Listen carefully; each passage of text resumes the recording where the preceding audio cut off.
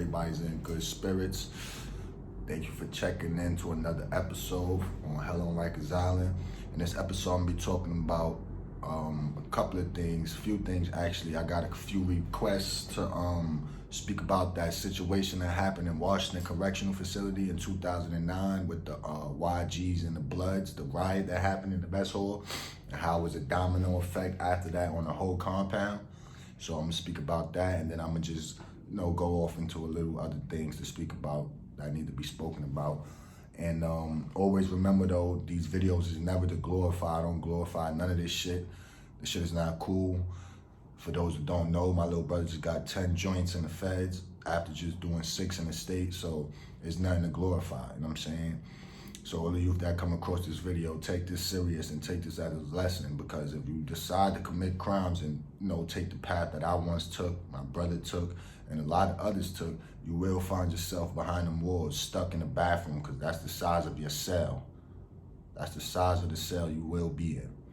So, without further ado, let me just jump straight into it. So it was 2009, boom. And I explained a little bit of some of this in probably one of my other videos, but it was 2009, right? I just left Mohawk Correctional Facility and I went to Washington Correctional Facility. That's the adolescent prison for up north. I get on the compound and I'm gang banging. Like I said in previous videos, at that time I was gang banging. And like I said, I pulls up, you have to check in, you have to let it be known that you just got to the prison. So you gotta go to the yard and or the mess hall, wherever all the homies is at, you have to pull up and you have to check in. Some people might know you might know some people from other spots, and that's just how the whole prison system is. It's nothing but politics. You know what I mean? So I pulls up, I go to the yard, I check in, I see a few dudes that I know from other spots that I was in. We link up, I'm figuring out, who's who, what's what. Mind you, like I said, this is an adolescent prison, so it's nothing but 16, 17, and 18-year-olds, some 19 and 20s, but mostly teens. You know what I'm saying? So everybody trying to make a name for themselves, everybody trying to be tough, everybody trying to, let they nuts hang, as we used to say on Rikers Island back in the day. And that's what it was. That, they had the YGs, I fucked with a lot of YGs, and at one time I was YG, like I said in a previous video and all that, but then it came to a point where I just chose one, because all the double banging back then and even now is not, nobody respecting that really.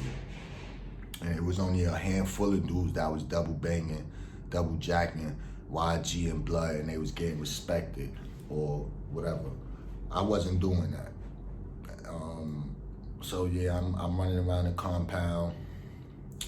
I forgot what house I landed in, but when you first get there, you in the reception house for about a week, and then they send you over to your regular house.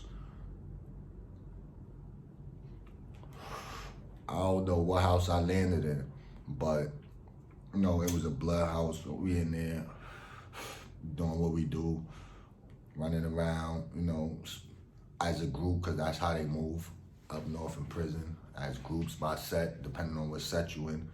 And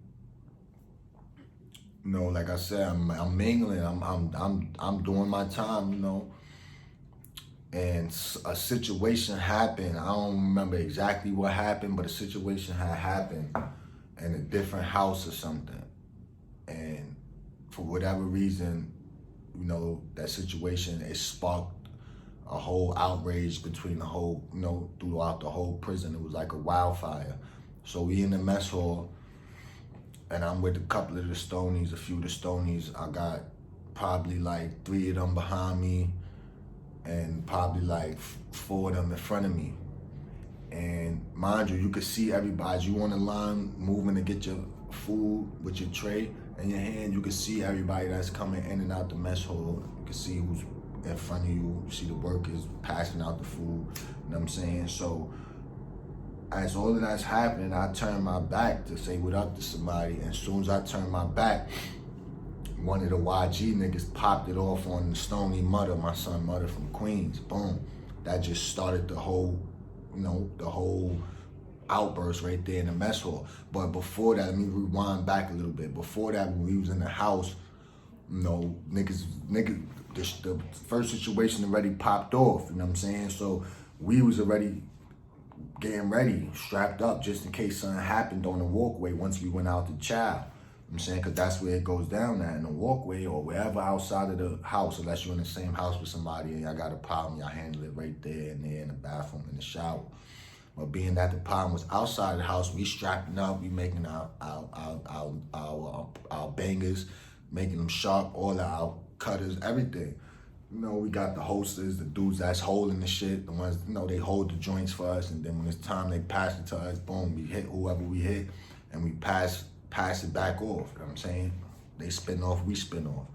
That's how, that's how we was doing it. And so we go to the mess hall, and that shit ended up popping off, and it popped on the Stony, boom. I think it smacked him with a tray right in his face. The trays they got, plastic trays, smacked him right in the face with a bad soup, all type of stuff. Bah!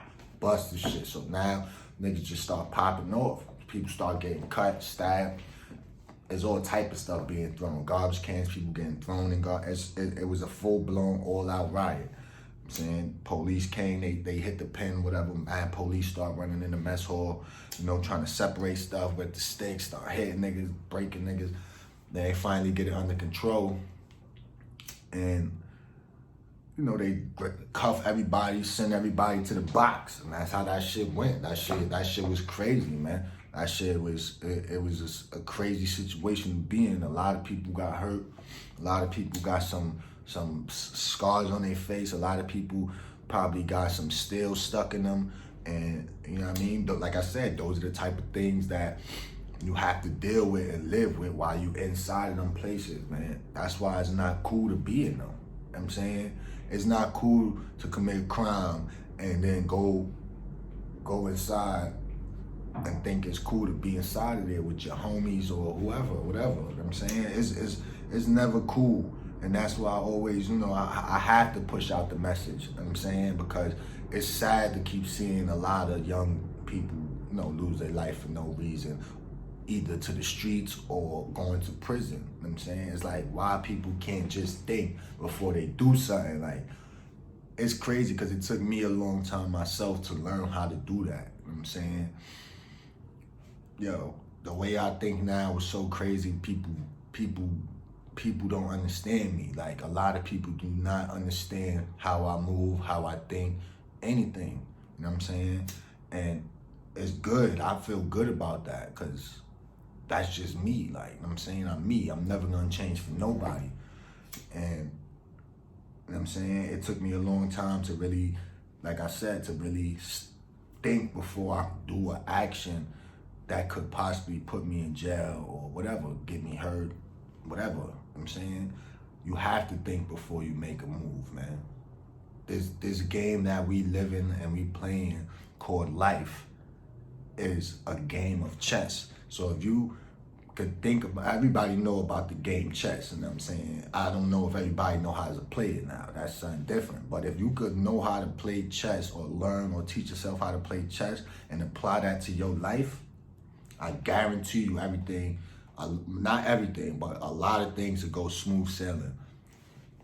That's just how it is, man. You have to think before you make a move. And that's not even if you about to just commit a crime. That's with business moves. That's with family moves. Anything in your life, you have to think and make smart decisions, better choices, healthy choices that's gonna benefit you, not that's gonna put you away or get you killed or hurt. You know what I'm saying? Put you in a cage for decades. It's not worth it, man. So all the youth that's gonna come across this, because I know it's gonna be a lot of y'all, man. You know what I'm saying? Get it together or forget it forever. That's the slogan, man. That's the motto, man. Get it together or forget it forever. Don't find yourself at whatever age, 16, 17, 18, 20, 25, in prison or in jail. You're gonna hate it, I'm telling you. For those that never been there, those that been there before, they know. Those that never been there, you're gonna hate it. You're not gonna like it. You're not gonna like another person telling you what to do, waking you up at 2, 3, 4 o'clock in the morning for a search, bend over, spread them, squat, cough. Yeah, it's real in there. Like, it's not cool. You know what I'm saying? Like I said, before I end this video, they just gave my little brother 10 years in the feds. He just did 6 years in the state. Came home from Attica, the worst prison in New York State. He was home for a year, a little over a year. Now he's back in for making bad decisions, bad choices. And it's sad. I went to court for him yesterday, and they spoke about him and his life, basically. You know, when they brought up our mom's, you know, she passed away and stuff years ago, and you know, tears came to my eyes because I just had flashbacks of everything, of how I grew up and how I made bad decisions, how I got in trouble, how I did this and went in the system, the penal system, and you know, gave years of my life to them for stupid decisions that I decided to make. You know what I'm saying? So with that being said, man, let that be a lesson learned, man. 121 months, 10 years after doing 6 in the state. Crime don't pay, man. Live your life, man. Get it together, forget it forever. It's a slogan, that's the motto that I be rolling with, man. Get it together, man. Wise up, smarten up, man. Shit is not a game, man. Have a good one, man. Catch me on the next one, man. Stay tuned.